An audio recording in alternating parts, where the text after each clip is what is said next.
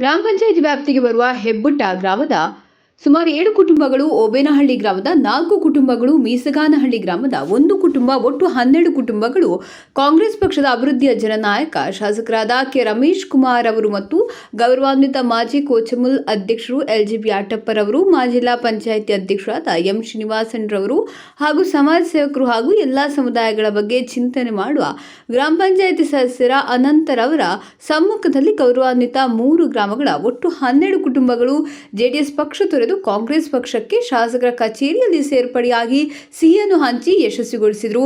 ಈ ಸಂದರ್ಭದಲ್ಲಿ ಶ್ರೀನಿವಾಸನ್ರವರು ಮಾತನಾಡಿ, ಒಳ್ಳೆಯ ಮನಸ್ಸಿಂದ ಎಲ್ಲರೂ ಜೊತೆಯಲ್ಲಿ ಕಷ್ಟ ಸುಖಗಳ ಬಗ್ಗೆ ನಾವೆಲ್ಲರೂ ಚಿಂತೆ ಮಾಡಿ ಕೆಲಸ ಮಾಡುವುದರಲ್ಲಿ ಮುಂದಾಗುವುದು ನಮ್ಮ ಕರ್ತವ್ಯ. ಶಾಸಕರ ಅಭಿವೃದ್ಧಿ ನಮಗೆಲ್ಲ ತೃಪ್ತಿಯಾಗಿದೆ. ನಿಮ್ಮೆಲ್ಲರ ಶಕ್ತಿಯ ಶಾಸಕರಿಗೆ ಗೊತ್ತಿದೆ ಎಂಬುದಾಗಿ ಹಾಗೂ ಎಲ್ಲರ ಆಶೀರ್ವಾದ ಶಾಸಕರಿಗೆ ಇರಬೇಕು ಎಂಬುದಾಗಿ ಶ್ರೀನಿವಾಸನ್ ಅವರು ತಿಳಿಸಿದರು. ಶಾಸಕರು ಮಾತನಾಡಿ, ನಿಮ್ಮ ಗ್ರಾಮಗಳ ಅಭಿವೃದ್ಧಿಯೇ ನನ್ನ ಮೊದಲ ಆದ್ಯತೆ.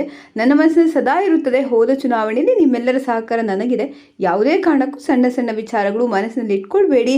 ಕೆಸಿ ವ್ಯಾಲಿ ನೀರಿನ ವಿಚಾರದಲ್ಲಿ ನಿಮ್ಮ ಗ್ರಾಮಗಳ ವ್ಯಾಪ್ತಿಯ ಜಮೀನಿನ ವಿಚಾರ, ಬೈಪಾಸ್ ರಸ್ತೆ, ಭೈರವೇಶ್ವರ ಶಾಲೆ ರಸ್ತೆ, ಈ ಕಡೆ ಎಲ್ಲ ಜಮೀನಿನ ಬೆಲೆಗಳು ಜಾಸ್ತಿ ಆಗುತ್ತದೆ. ನಿಮ್ಮೆಲ್ಲರ ಸುಖ ಜೀವನ ಶಾಂತಿ ಮಾಡುವುದೇ ನನ್ನ ಜೀವನಕ್ಕೆ ದಾರಿದೀಪ. ನಿಮ್ಮೆಲ್ಲರ ಕಷ್ಟಗಳಿಗೆ ನಾವೆಲ್ಲರೂ ಸದಾ ನಿಮಗೆ ದುಡಿಯುತ್ತೇವೆ ಎಂಬುದಾಗಿ ಆಶ್ವಾಸನೆ ನೀಡಿದರು.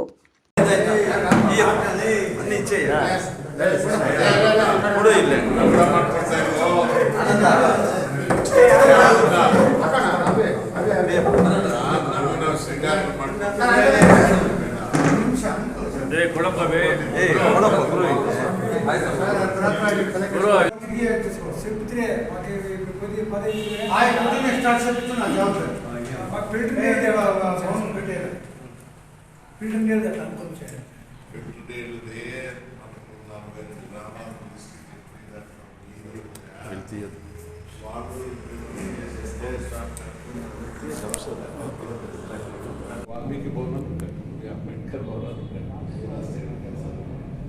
ಇನ್ನೂ ಏನು ಬೇಕಾಗಿದ್ರು ಮಾಡಿಕೊಡೋಣ ಅಂತ ಎಲ್ಲರೂ ಒಟ್ಟಿಗೆ ನಾವು ತಗೊಂಡು ಚುನಾವಣೆ 5 ವರ್ಷದ 1 ದಿವಸ ನಾನು 1 ದಿವಸಕ್ಕೋಸ್ಕರ ಬರೋನು 1 ದಿವಸಕ್ಕೋಸ್ಕರ ಮಾತಾಡಿ ಸಹಾಯ ಮಾಡ್ಕೊಡ್ತಾರೆ. ಹೋದ ಚುನಾವಣೆಗೂ ನನಗೆ ನೀಡಿಕೊಟ್ಟಿರ್ತಾರೆ ಗ್ರಾಮ ಶ್ರೀರಣ್ಣ ಹೇಳಿದಂಗೆ ನಾನಲ್ಲಿ ನನ್ನ ನಾಯಕರ ಮೇಲೆ ಅಸಮಾಧಾನ. ನಾನು ಎಸ್ ಟಿ ಭವನ ಕಟ್ಟಿಸಿದೆ.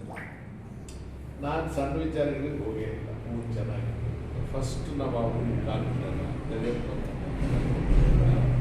ಇವ್ರ ತಂದೆ ಭಾಷಾ ಅವ್ರ ತಾತ ಶಿವರಾಮೇಗೌಡ ಪ್ರಧಾನವಾಗಿ ಆಮೇಲೆ ಶಿವರಾಮೇಗೌಡ ತೀರ್ಕೊಂಡ್ಮೇಲೆ ಸ್ವಾಮಿ ಅವ್ರನ್ನ ಸ್ವಲ್ಪ ಸಣ್ಣ ಪುಟ್ಟ ವ್ಯತ್ಯಾಸಗಳು ಅದು ಇದು ಆಗಿದ್ದಾವೆ.